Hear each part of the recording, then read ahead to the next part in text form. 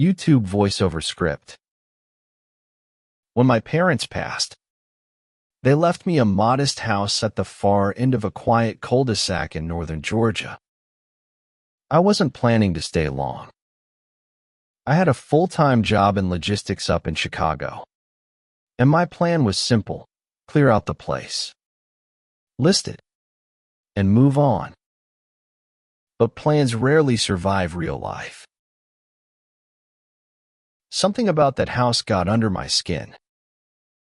The creaky porch, the late afternoon light in the kitchen, the yard wild with weeds, it all felt familiar in a way that slowed me down.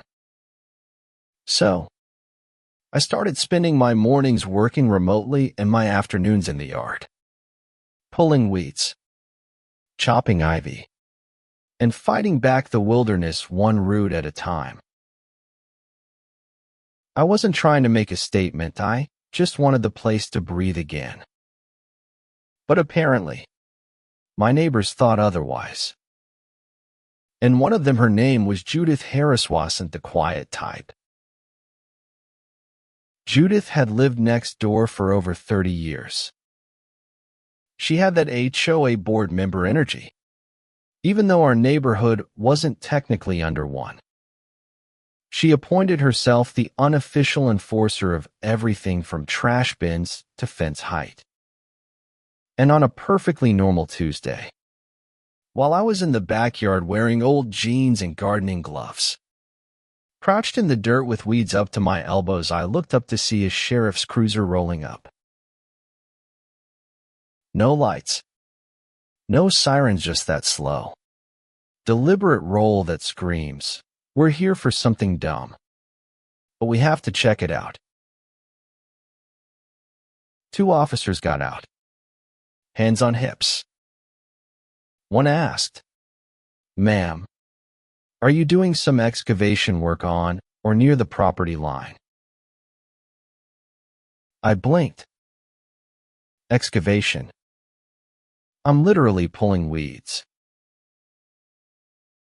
Apparently, Judith had called in a report about someone tampering with boundary markers, which, let me be clear, I hadn't touched. I invited the officers to look around. They took notes, nodded, and left with an awkward apology. But one of them added, "You're not the first person she's called about. Your dad had issues with her too." That should have been my first clue. Later that night, I dug through my dad's old files and found a county survey from 15 years ago. What I saw nearly made me choke on my tea. Judith's backyard fence was 6 feet inside our legal property line. That extra strip of land she'd turned into a flower bed and gravel pad. Ours. All of it. Now, I'm not a fighter by nature, but I work in logistics. I understand systems. And if someone is trying to slowly steal your land, you don't scream. You document. First, I hired a licensed surveyor. He came out with GPS gear and laser levels, confirming everything the old map said. Next, I sent Judith a certified letter, complete with a copy of the updated survey. Neutral tone. No threats. Just facts. The next morning, she knocked one of the survey stakes over with a garden hoe while staring directly at me. No words. Just a look. That was her declaration of war. Then came the code inspector. Clipboard. Sunglasses. The whole "I'm just doing my job" routine. Claimed someone had reported unpermitted digging. I handed him the survey, contractor notes, and a written consultation. He muttered, Looks like you've done your homework. And left. I realized what Judith's game was. It wasn't about law.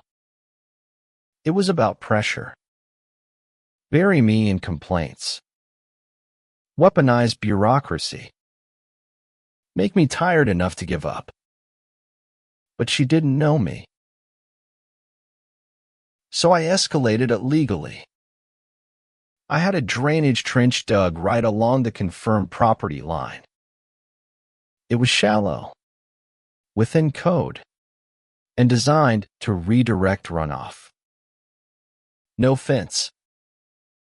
No wall. Just a line. A line she could no longer cross without effort. Judith lost it. She marched into the yard, full makeup and all, shouting about runoff, gravel, and damage to her property. I didn't say a word, just handed my contractor the plans and walked back inside. That same week, a letter from her lawyer showed Yup accusing me of malicious obstruction, threatening civil action if I didn't stop all boundary-related activity. My lawyer, her name's Naomi, and she's terrifying in the best way. Read the letter. Laughed and said, "They're losing grip. Don't blink." And I didn't. What followed was petty warfare, sprinklers aimed at my trench, compost mysteriously dumped, my mailbox left open in the rain, and a dogunly shed prowling my side gate at night. I documented everything. Photos, motion sensor footage, timestamped logs. Then came the fake inspector. A guy in a safety vest knocked. Claimed to be with infrastructure services. No agency name. No ID. Just a clipboard and vague threats. I called Naomi on speaker. She told me to take his photo and tell him to leave. He bolted.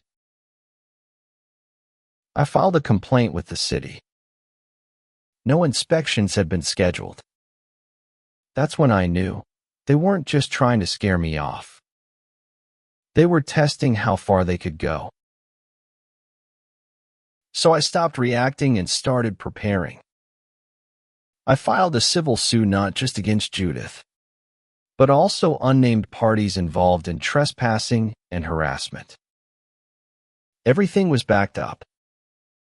Every incident. Every quote. Every stake that got knocked over. When court day came, I didn't have to argue. Naomi walked in with a binder so thick the judge had to ask for a second look. We had the deed, the survey, the zoning confirmations, and a lovely 30-second video of Judith dumping trash near my garden path. Their defense. Community tradition. I kid you not. The judge dismissed it all, ruled in my favor, issued a restraining condition, and made it very clear the land is mine, the line is real, and the howl, sorry, the Harrises need to stay away. 2 days later, a moving truck pulled into Judith's driveway. No drama. No tantrums. Just boxes quietly loaded, and a door that clicked shut behind her.